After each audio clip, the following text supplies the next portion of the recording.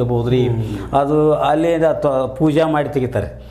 ಸುಮಾರು ಈಗ ನಮ್ಮ ಊರಿನವ್ರು 14 ಫುಟು ಇಂಥ ದೊಡ್ಡ ಕೊಂಡಗಳು ಇರ್ತಾವೆ ಸರ್. ಇವನ್ನ ಕೆಲವೊಂದು ಮೊದಲು ಪೈಲ್ವಾನ್ರಿ ಜಿಗಿತಾ ಇದ್ರಿ. 14 ಫುಟ್ ಜಿಗಿದ ಅಂದ್ರೆ ಸಾಮಾನ್ಯ ಅಲ್ರಿ. ಇನ್ನು ಕೆಲವೊಂದು ನಮ್ಮೂರ ದೈವದಾಗ ಉಲ್ಲೇಖ ಮಾಡಿದ್ದೇನೆ ಸರ್.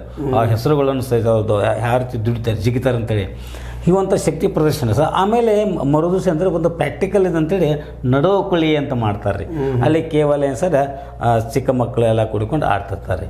ನಂತರ ಕೊನೆಯ ದಿವಸ ಅಂತ ಸೋಮವಾರ ಬರ್ತದೆ ರೀ. ಶನಿವಾರ ರವಿವಾರ ಸೋಮವಾರ ಸಹ ಅದು ದೊಡ್ಡ ಉಕ್ಕುಳಿ ಅಂತ ತಿಳ್ಕೊಂಡು ದೊಡ್ಡವರು ಎಲ್ಲರೂ ಕೂಡಿಕೊಂಡು ಮಾಡ್ತಾರೆ ರೀ. ಇನ್ನೇನು ಇದು ನೀರು ಏರ್ಸುವಂಥ ಒಂದು ಸಂಪ್ರದಾಯ ಅದಲ್ಲ ಸರ್. ಪಾಪ ನೋಡ್ರಿ ಯಾರಿಗೇ ಆಗಲಿ ನಾವು ಆ ಸ್ಥಾನದಾಗಿದ್ದೀವಿ ಅಂದರೆ ಅದು ಎಷ್ಟು ಹಿಂಸೆ ಅನಿಸ್ತದೆ. ಅವತ್ತದು ಇದು ಸಹನ ಮಾಡೋದು ಇರ್ಬೋದು. ಬಟ್ ಇವತ್ತು ಅದು ಸಹನ ಮಾಡೋಂಥ ಪದ್ಧತಿ ಅಲ್ಲ ಅನ್ನೋದ್ರ ಜೊತೆಗೆ ಶಕ್ತಿ ಇಲ್ಲ ಉಂಟ ಪ್ರಶ್ನೆ ಇಲ್ಲ. ಆ ಪದ್ಧತಿ ಏನದಪ್ಪ ಅಂದ್ರೆ ಒಂದು ರೀತಿ ಏನೋ ಸ್ವಚ್ಛ ನೀರು ಗೊತ್ತಿದ್ದು ಮತ್ತೇನು ಆದರೂ ಸಹಿತ ಅಲ್ಲ ಅದು ಅಲ್ಲ ಆ ದಿವಸ ಆದರೂ ಸ್ವಲ್ಪ ಸಮಾಧಾನ ಮಾಡ್ಕೋಬೋದೇನೋ. ಬಟ್ ಈಗ ನಡೀತಿರುವಂಥ ಹೋಗ್ಲಿ ಇತ್ತೀಚೆಗೆ ಆಗಲಿ ಇತ್ತೀಚೆಗೆ ಕಡಿಮೆ ಆದಂಗೆ ಅನಿಸ್ತದೆ. ಕಡಿಮೆ ಸಣ್ಣವ್ರಿದ್ದಾಗ ಮಾತ್ರ ಹೋಗ್ಲಿ ಭಾಳ ಆಗ್ತದೆ. ಈಗ ಆಗುತ್ತೆ ಸರ್. ಆದ್ರೆ ಮೊದಲಿನ ಹುರುಪು ಇಲ್ಲ ರೀ. ಮೊದಲೇ ಹುಮ್ಮಸ್ಸು ಮಾಡ್ಬೇಕಂತ ಮಾಡೋದು. ಒಂದು ಸಂಪ್ರದಾಯವನ್ನು ಬಿಡಬಾರ್ದು ಅನ್ನುವಂಥ ದರ್ಶನ ಮಾಡ್ಕೋತ ಬಂದಿದ್ದಾರೆ. ಇದರಲ್ಲಿ ಒಂದು ನೆಪ ಅಂದರೆ ಏನು ಸರ್, ಮುಂದೆ ನಮಗೆ ಸುಖ ಆಗಲಿ, ಮಳೆ ಬೆಳೆಗಳು ಸರಿಯಾಗಿ ಆಗಲಿ. ರೈತಾಪಿ ವರ್ಗ ಏನಾಗುತ್ತೆ ಸರ್, ಮಳೆ ಮೇಲೆ ಆಧಾರಿತವಾಗಿರ್ತಾರೆ ರೀ.